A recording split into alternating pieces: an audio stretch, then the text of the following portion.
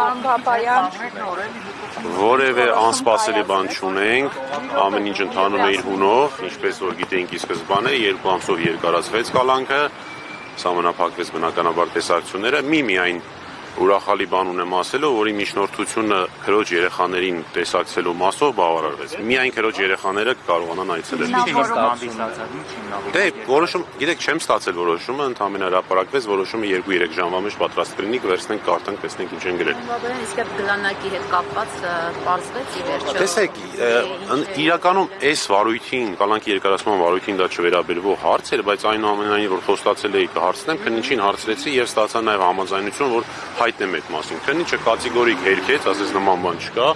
ոչ մի ապացույց չի կորել իրական վարույթից։ Ասում է թե այո, ասեցի կարող եմ հայտնել լրատվամիջոցները հարցնում են, ասեց այո, կարող եք, որտեղ խնդիր չի։ Չեք ուզում տեսնել իսկապես։ Հիմա այս փուլում չենք կարող։ Դա երբ որ ըստ էության քննության ժամանակը արդեն այդ ժամանակը տեսնենք։ Այս փուլում չենք կարող։ Բնականաբար, իհարկե։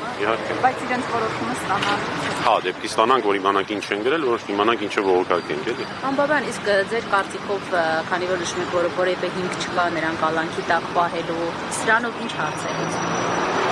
Սրանով շարունակում է եկեղեցու դեմ ճնշումները, սրանով շարունակում է Արշակ Սրբազանի նկատմամբ այս ամեն ինչ ինչ որ արվում էր շատ վաղուց սկսված, այս ամեն ինչն է։ Այսինքն եթե լինի ազատության մեջ ինչ կլինի, սրանով եւ եթե անազատության մեջ է ինչ։ Այդ հարցերը պիտի տակ ապօրինի անազատության մեջ պահողներին եւ նման հրաման տվողներին։ Ես ինչ գիտեմ իրաց մտքով ինչ ասում։ Այս պահին չունենք որոշում, այս պահին միայն եզրափակիչ մասն հրապարակում, որ երկարացվում է։ Շնորհակալ եմ։